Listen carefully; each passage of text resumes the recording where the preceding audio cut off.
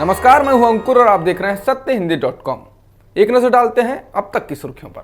Corona के बढ़ते खतरे के बीच उत्तर प्रदेश में चुनाव कराए जाएं या नहीं, इसे लेकर चुनाव आयोग की टीम उत्तर प्रदेश के दौरे पर आई है।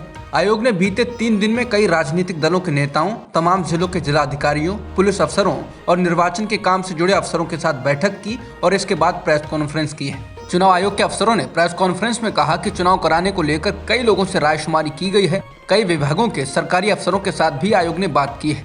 चुनाव आयोग के अफसरों ने कहा कि सभी राजनीतिक दल कोरोना प्रोटोकॉल का पालन करते हुए चुनाव कराना चाहते हैं। इसका मतलब उत्तर प्रदेश में चुनाव तय समय यानी फरवरी-मार्च में हो सकते हैं।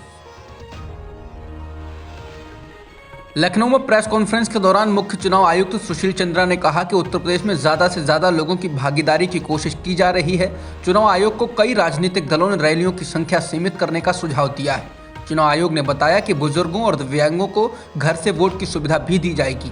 वहीं पोलिंग बूथों को भी बढ़ाया जाएगा। बता दें, पिछले कुछ दिनों से चुनाव आयोग के अधिकारी उत्तर प्रदेश के दौरे पर हैं। गुरुवार को दौरे का आखिरी दिन है। छत्तीसगढ़ में कुछ दिन पहले आयोजित हुई धर्म संसद में राष्ट्रपिता महात्मा गांधी के खिलाफ वाहियात बात कहने वाले कालीचरण को गिरफ्तार कर लिया गया है। कालीचरण की गिरफ्तारी रायपुर पुलिस ने खजुराहो से की है। धर्म संसद के बाद भी कालीचरण ने एक वीडियो जारी कर कहा था कि उसे अपने बयान पर कोई पछतावा नहीं है। कालीचरण के खिलाफ छत्तीसगढ़ में तो एफआईआर दर्ज ही हुई थी। महाराष्ट्र सरकार के मंत्री जितेंद्र आव्हाड ने भी ठाणे में उसके खिलाफ मुकदमा दर्ज कराया था। बता दें कि छत्तीसगढ़ में हुई धर्म संसद में महात्मा गांधी के हत्यारे नाथूराम गोडसे का महिमा मंडन किया गया था। धर्म संसद के मंच पर ही कई साधुओं ने कालीचरण का खुलकर विरोध भी किया था। मध्य प्रदेश सरकार ने छत्तीसगढ़ से महात्मा गांधी को अपशब्द कहने वाले कालीचरण की गिरफ्तारी पर आपत्ति जताई। मध्य प्रदेश के गृह मंत्री नरोत्तम मिश्रा ने कहा, यह अंतर्राज्यीय प्रोटोकॉल का उल्लंघन है और छत्तीसगढ़ की कांग्रेस सरकार को ऐसा नहीं करना चाहिए था। उन्होंने पत्रकारों से बातचीत में कहा कि संघीय मर्यादाएं हैं, इसकी बिल्कुल अनुमति नहीं देती हैं। उन्हें सूचना देनी चाहिए थी। छत्तीसगढ़ सरकार चाहती तो उनको नोटिस देकर भी बुला सकती थी। उन्होंने कहा कि मध्य प्रदेश के पुलिस महानिदेशक को कहा गया है कि वो तत्काल छत्तीसगढ़ के डीजीपी से बात करें, अपना विरोध दर्ज कराएं और स्पष्टीकरण लें। महात्मा गांधी को अपशब्द कहने वाले कालीचरण की गिरफ्तारी पर मध्य प्रदेश और छत्तीसगढ़ सरकार के बीच ठन गई। मध्य प्रदेश द्वारा आपत्ति जताए जाने के बीच छत्तीसगढ़ के मुख्यमंत्री भूपेश बघेल ने कहा कि न्याय में इतना विलंब नहीं होना चाहिए कि वो अन्याय लगने लगे। उन्होंने कहा कि मध्य प्रदेश के गृह मंत्री नरोत्तम मिश्रा को यह बताना चाहिए कि महात्मा गांधी को गाली देने वाले की गिरफ्तारी से वो खुश हैं या दुखी हैं। छत्तीसगढ़ के मुख्यमंत्री भूपेश बघेल ने ट्वीट कर कहा कि बापू को गाली देकर समाज में विष वमन करके अगर किसी पाखंडी को लगता है कि वो अपने मंसूबों में कामयाब हो जाएंगे तो उनका भ्रम है। उनके आका भी दोनों सुन लें। भारत और सनातन संस्कृति दोनों की आत्मा पर चोट करने की जो भी कोशिश करेगा, न संविधान उसे बख्शेगा, न जनता उन्हें स्वीकार करेगी।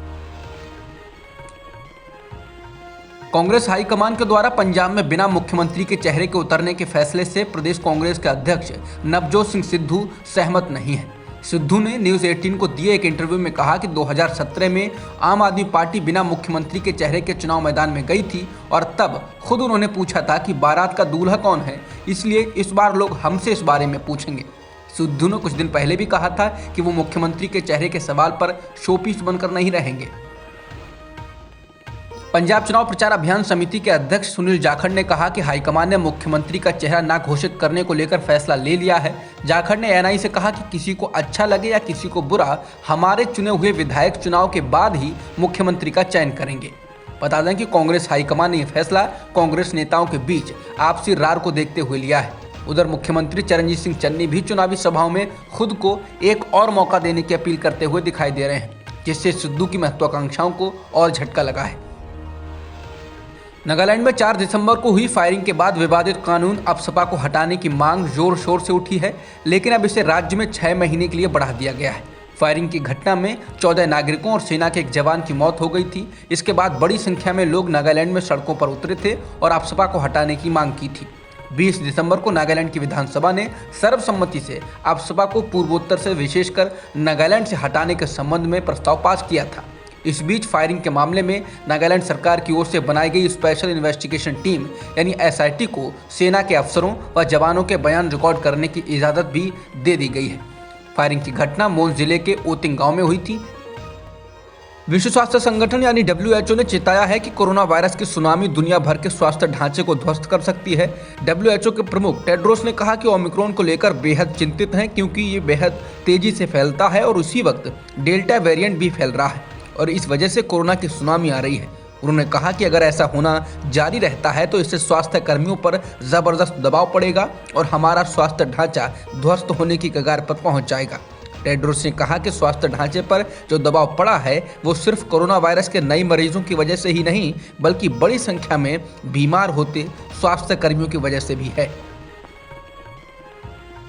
कोरोना संक्रमण अब तेजी से भारत में भी फैल रहा है। पिछले एक दिन में कोरोना के मामलों में बड़ा उछाल आया है। भारत ने पिछले 24 घंटों में 13,154 नए मामले दर्ज किए हैं। इसी बीच मुंबई में नए साल के जश्न पर रोक लगा दी गई। पूरे मुंबई में धारा 144 भी लागू कर दी गई है। शहर में नए साल पर किसी भी खुली जगह, restaurant, hotel, banquet hall, club आदि में किसी भी तरह के कार्यक्रम पर मनाही हो गई है। ये गुरुवार से शुरू होकर 7 जनवरी 2022 तक लागू रहेगी। भारत में अब ओमिक्रॉन के मामले बढ़कर 961 हो गए हैं। इनमें से सबसे अधिक मामले 263 दिल्ली में हैं। इसके बाद महाराष्ट्र में 252 मामले हैं। इन 961 मामलों में से 320 मरीज ठीक भी हो चुके हैं। अब तक की खबरों में इतना ही। बाकी खबरों के लिए बने रहिए सत्यहिंदी.com के साथ। सत्य हिंदी का ऐप डाउनलोड करें गूगल प्ले स्टोर पर।